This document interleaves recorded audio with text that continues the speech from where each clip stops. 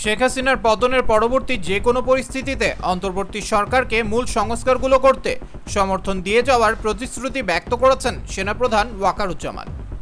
তিনি বলেন, আগামী 18 মাসের মধ্যে নির্বাচন হতে পারে, সেজন্য তিনি যে কোনো পরিস্থিতিতে অন্তর্বর্তী সরকারকে সমর্থন দেবেন।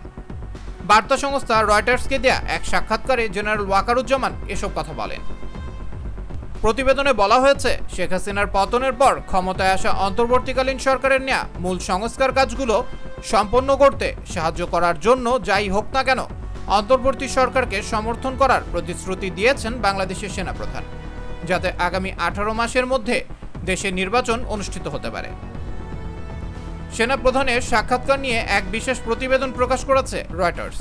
প্রতিবেদনে বলা হয়েছে, গত আগস্টের শুরুর দিকে ছাত্র জনতার ব্যাপক বিক্ষোভের সময় সেনাপ্রধান জেনারেল ওয়াকারুজ্জামান এবং তার সেনাবাহিনী নিষ্ক্রিয় ছিলেন।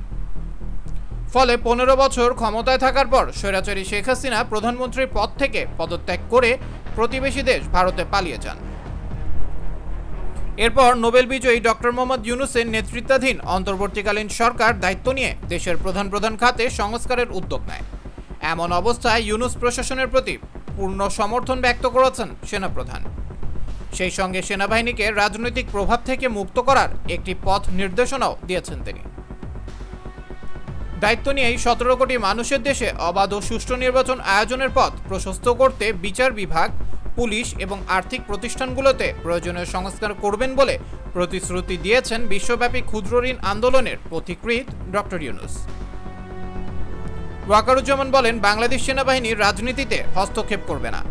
এই সংস্কারগুলো অনুসরণ করে 1 থেকে 1.5 বছরের মধ্যে একটি গণতান্ত্রিক প্রক্রিয়ায় উত্তরণের কাজ সম্পন্ন হওয়া উচিত বলে মনে করেন ওয়াকারুজ্জামান। তবে এর জন্য ধৈর্যের প্রয়োজনীয়তার উপর জোর দেন তিনি।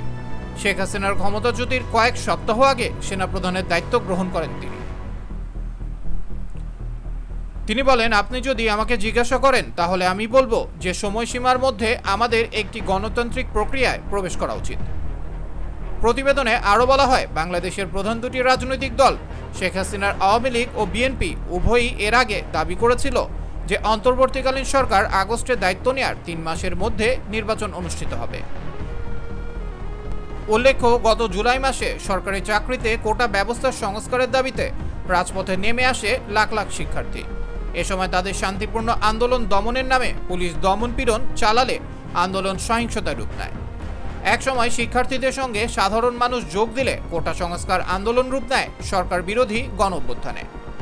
স্বাধীন বাংলাদেশের ইতিহাসে এই আন্দোলনে 1000-এর বেশি মানুষ শহীদ হন।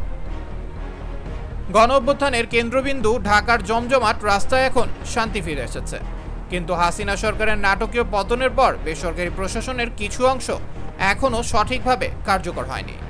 পুলিশের প্রায় 1,90,000 সদস্য এখনও বিশৃঙ্খল অবস্থায় রয়েছেন। তাই দেশব্যাপী আইনশৃঙ্খলার দায়িত্ব পালনের জন্য পদক্ষেপ নিয়েছে সেনাবাহিনী।